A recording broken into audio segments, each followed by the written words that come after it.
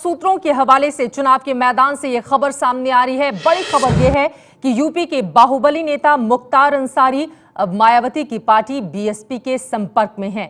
विलय के बाद भी मुख्तार अंसारी से जुड़े किसी भी नेता को समाजवादी पार्टी ने टिकट नहीं दिया है। आपको याद दिला दें कि पिछले दिनों जब समाजवादी पार्टी में मुलायम और शिवपाल यादव का जमाना था, तब मुख्तार अंसारी की पार्टी कौमी एकता दल का विलय हुआ था। लेकिन अब समाजवादी पार्टी में बहुत कुछ बदल चुका है।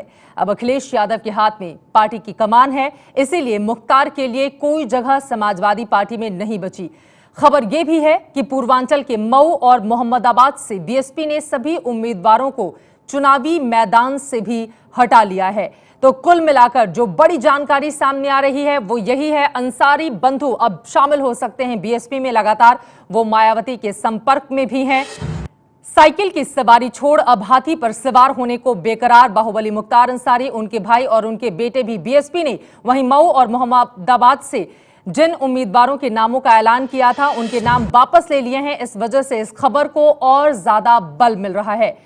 बाहुबली मुख्तार अंसारी लगातार बीएसपी मुखिया के संपर्क में हैं और इसी वजह से कहा यह जा रहा है कि दरअसल अखिलेश यादव के आ जाने के बाद समाजवादी पार्टी में मुख्तार अंसारी के लिए कुछ बचा नहीं है, इसीलिए अब वो बीएसपी की हाथी पर सवार होना चाहते हैं। पंकज झा हमारे संवाददाता सीधे जुड़ चुके हैं ज्यादा जानकारी के साथ। पंकज, बड़ा सवाल यही है, क्या सिर्फ माना जाए कि मायावती से बातचीत हो चुकी है, औपचारिक ऐलान ही अब बाकी है? क्योंकि दो जगहों से बीएसपी की ओर से अपने उम्मीदवारों के नाम वापस ले लिए गए और ये दोनों ही जगह मुख्तार अंसारी के गढ़ हैं। जी हाँ, बिल्कुल मुझे लगता है कि औपचारिक ऐलान होना ही बाकी है। परसों से जबकि अखिलेश यादव की तरफ से मऊ सदर सीट से जहां के मुख्तार अंसारी विधायक है, वहां से समाजवादी पार्टी ने अल्ताफ अंसारी को अपना टिकट दे दिया। उसके बाद से इस बात की आशंका जताई जाने लगी थी कि अंसारी बंधुओं में से किसी को भी समाजवादी पार्टी अपने साथ नहीं रखेगी। उसके बाद ये बातचीत शुरू हो गई है और जो मुझे जानकारी मिली है अब तक विनोद राय जो कि मोहम्मदाबाद से हैं, जहां से सिबकतुल्ला अंसारी विधायक है, उन्हें अपना बीएसपी ने अपना कैंडिडेट हटा लिया विनोद राय को। उसी तरीके से मऊ सदर सीट से भी बीएसपी ने अपना कैंडिडेट हटा लिया है। मुझे जानकारी मिली है कि अंसारी बंधुओं को 4 विधानसभा की सीटें मिल सकती हैं, ये जो बीएसपी के साथ उनका डील हुआ है। और उसके बाद अंसारी बंधुओं में से 2 भाई यानी कि सिबकतुल्ला अंसारी और मुख्तार अंसारी और साथ ही मुख्तार अंसारी के बेटे ये चुनाव लड़ सकते हैं। हालांकि औपचारिक ऐलान होना बाकी है चित्रा इस बात का। पूर्वांचल में अंसारी बंधु अपना प्रभाव रखते हैं, तो समाजवादी पार्टी से अब अलग होकर जब ये बीएसपी में शामिल होंगे तो इसका प्रभाव किस रूप में आप देखते हैं चुनावों में? चित्रा, देखिए आपको भी पता है बलिया से लेकर के बलिया, मऊ और गाजीपुर और साथ ही वाराणसी की 1-2 ऐसी विधानसभा सीटें, कुल मिला के 15-16 ऐसी सीटें हैं जहां के अंसारी बंधुओं का दबदबा है। 10,000 से करीब 30,000 वोट इन विधानसभा सीटों पर है। मुझे तो इस बात की भी जानकारी मिली है और कई समाजवादी पार्टी के पूर्वांचल के नेताओं ने कहा था कि अंसारी बंधुओं को रखना हमारे लिए बहुत जरूरी है। लेकिन अखिलेश यादव अपनी अलग छवि गढ़ना चाहते हैं और इसीलिए अंसारी बंधुओं को नहीं रखा गया, लेकिन इनका दबदबा तो है ही। बहुत शुक्रिया पंकज झा इस पूरी जानकारी के लिए। दबदबा है और जाहिर तौर पर बीएसपी अब फायदा उठाना चाहेगी और इसी वजह से 2 जगहों से अपने उम्मीदवारों के नाम भी बीएसपी ने वापस ले लिए हैं। देखना दिलचस्प रहेगा कि इनके नामों का ऐलान कौमी एकता दल से जो टिकट दिए जाएंगे उनका ऐलान कब और किस वक्त किया जाता है। मुख्तार और उनसे जुड़े लोगों को टिकट नहीं दिए जाने से मुख्तार के समर्थक नाराज हैं। गाजीपुर के मोहम्मदाबाद से जहां से मुख्तार अंसारी आते हैं, वहां से देखिए हमारे संवाददाता रणवीर सिंह की ये रिपोर्ट।